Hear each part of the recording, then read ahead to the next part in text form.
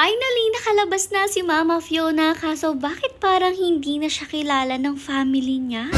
Halos mag-iisang buwan na rin nga si Mama Fiona na nakakulong dito sa loob natin. Kasi nga syempre ang daming nangyari sa kanya. Unang-una nga syempre nung biglang hindi na nga lang siya makalakad. After naman niyang gumaling doon, kinailangan naman natin siyang ipakapon. Tapos syempre kinailangan rin nga niya magpagaling mula dun sa operation niya na yun. At bilang isang aso nga na lumaki talaga sa gubatan at lumaki sa labas, talagang hindi mo may pagkakaila dito kay Mama Fiona na gustong-gusto na ulit niyang lumabas. Syempre naman naiintindihan namin na nangungulila talaga siya sa outside world at lalong-lalo na sa kanyang pamilya. Pero syempre, as much as we want na ipasama na ulit siya sa pamilya niya, gusto rin talaga natin ay maging safe siya at kailangan talaga ay fully recover na nga po siya bago natin siya totally palabasin. Bali ngayon nga, nakikita ni Mother na parang okay naman na daw siya at napapaisip nga siya na palabasin na itong si Mama Fiona. Sumilip ka muna siya dito sa labas kung nandito ba daw si na Mama Dog, pero ang una niyang nakita dito ay itong si Pulgoso. Nakakatuwa naman itong si Pulgoso kasi nung una talaga napakasuplado sa atin niya. Hindi talaga natin yun malapitan, pero ngayon tingnan nyo talagang sumasalubong na siya kay Mother at gustong gusto na rin niya nalilalambing siya palagi ni Mother. Ito namang si Brindle, tingnan nyo, nakita ni Mother na ganyan na, o diba may sumabit nga ng mga straw na tali dyan sa kanyang face. Paano ba naman kasi kung ano nga kinukulit-kulit nitong si Brindle kaya ganyan na nangyayari sa kanya? Maya-maya pa, nakita naman ni Mother na andito nga itong kapatid ni Mama Fiona at saka itong si Lola Dog sa labas. Nanghihingi na rin nga sila ng pagkain, kaya naman syempre binigyan na rin nga sila ni Mother dito sa mga pakainan na nandito sa labas. Pero alam nyo ba guys, itong si Lola Dog, ayan, Diyos ko, talagang buntis na naman. Ay, grabe naman talaga itong si Lola Dog. Nabuntis pa, tingnan nyo, grabe nakalaki yung tiyan niya. Tapos yung mga dede niya. Yung mga nagsasabi nga sa inyo na ipakapon daw natin yung mga asong nandito sa labas. Pero guys, hindi naman pwede pong lahat sila ikapon. Unang-una, syempre, dahil hindi naman po sila sa atin at baka naman maipabarangay pa tayo ng mga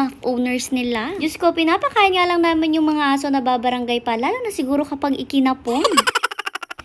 Anyways, ayan, nagsilayuan nga sila nung lumapit si Mother. Diyos ko, grabe talaga kailap ang family na ito. Pero kita nyo naman kay Lola Dog na talagang mabait rin siya. Sumasalusalubong rin nga siya sa atin every time na makikita niya tayo. Pero hindi talaga siya lumalapit sa atin at all. Kaya naman si Mother basta nag-iwan na nga lang siya ng mga pagkain dito sa labas at hinayaan na nga muna niya kung gusto man nilang kumain. Pagpasok nga niya, ito na ang moment of truth. Pilit na nga niyang pinalalabas si Mama Fiona nung time na to kasi nabuksan na nga niya yung unang gate. Paglabas naman ni Mama Fiona sa gate na yan, ayan, pumunta nga ulit siya dito sa pangalawa pang gate, kaso medyo malit nga yung pagkabukas kaya binuksan pa nga ulit siya ni Mother. Nung mabuksan naman ni Mother ng ayos ang gate, eto nga si Mama Fiona, tingnan nyo yung reaction niya, parang nagulat pa nga siya na bukas na yung gate. Tapos dali-dali talaga siyang lumabas at ayan, Diyos ko, ang sarap sa puso kasi kita mo talaga na masaya siya. At syempre, saan pa ba siya unang pupunta dito sa pamilya niya at ang una nga niyang nilapitan na yung kanyang Mama Dog. Nauna na rin nga lumapit pa itong isa niyang kapatid, ayan, sinalubong nga siya. Pagkatapos na lumapit naman sa kanya itong si Lola Dog, kaso medyo napayuk-yuk talaga siya nung lumapit si Lola Dog, pero sinasalubong lang rin naman siya ni Lola Dog. Sabi ko nga siguro medyo natakot lang siya kay Lola Dog kasi naman medyo mabilis nga yung pagkalakad ni Lola Dog habang papalapit sa kanya. O diba, nakakatuwa talaga silang tingnan, although kulang talaga sila ng isa. Kasi nasabi naman namin sa inyo sa previous video na nawawala na nga yung isa pa nilang kapatid na lalaki. Bigla na nga lang siyang nawala at hindi na talaga natin alam kung ano nangyari sa kanya. Anyways, balik tayo dito kay Mama Fiona. Ayan, bali magkakasama na nga agad sila dyan sa tambayan nilang yan. Nakakatuwa kasi alam nyo ba, dito sila palagi talaga nakatambay at mukhang na-miss rin nga ni Mama Fiona na tumambay dito, kaya ayan, nakaupo nga siya dyan at inaamoy-amoy siya